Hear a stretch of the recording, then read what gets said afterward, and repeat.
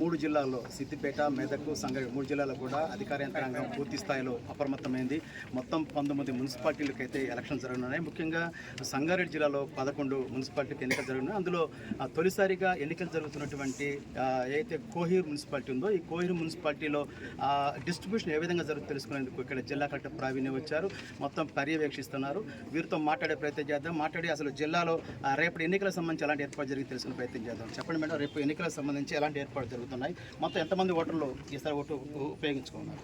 మనకి జిల్లాలో 11 మున్సిపాలిటీస్ ఉన్నాయి. 11 మున్సిపాలిటీస్లో 3,41,000 ఓటర్స్ ఉన్నారు. మనకి మొత్తం 256 వార్డ్స్, ఒక 541 పోలింగ్ స్టేషన్స్ ఉన్నాయి.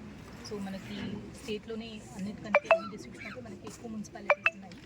అండ్ రేపు పోల్ కోసం అన్ని అరేంజ్మెంట్స్ చేయడం జరిగింది. ఈరోజు డిస్ట్రిబ్యూషన్ జరుగుతుంది కాబట్టి నెక్స్ట్ 1-2 అవర్స్ పోలింగ్ టీమ్స్ అందరూ కూడా వాళ్ళ respective polling స్టేషన్స్కి చేరుతారు.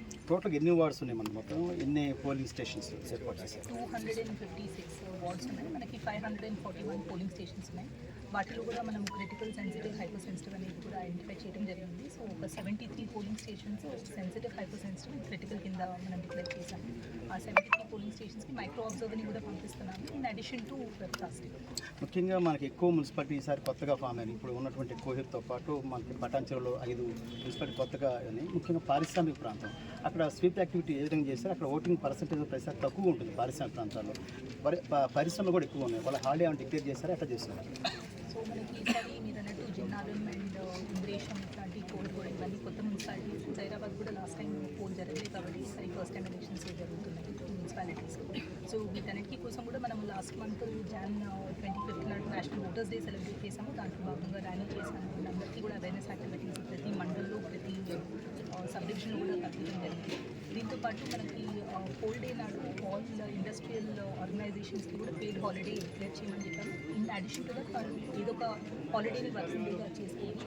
If that is also difficult, definitely employees అందరికీ కూడా అట్లీస్ట్ పర్మిషన్ ఇచ్చి వాళ్ళు ఒక 3 hours వెళ్ళి ఓట్ వేసి రావడానికి వాళ్ళు ఇవ్వాలని కూడా. ముఖ్యంగా నారాయణఖేడ్ లాంటి ప్రాంతాల్లో కొంచెం సెన్సిటివ్ విలేజ్ కూడా ఉన్న సమాచారం ఉంది. అక్కడ ఎలాంటి ఏర్పాటు చేసుకోవాలి? సో పోలీస్ సైడ్ నుంచి వాళ్ళు డెప్యూట్ చేస్తున్నారు. ఇన్ అడిషన్ టు ది బందోబస్తు ఫ్రమ్ పోలీస్ డిపార్ట్మెంట్ మనం ప్రతి పోలింగ్ స్టేషన్ లోపల బయట ఈసారి వెబ్కాస్టింగ్ అనేది అరేంజ్ చేశాము. సో టైం టు టైం మనకి కంట్రోల్ రూమ్లో లైవ్ ఫీడ్ వస్తుంటుంది కాబట్టి మన ఇష్యూస్ ఉంటే ఇమీడియట్గా FST team and SST teams respond చేస్తారు. ఇది మొత్తం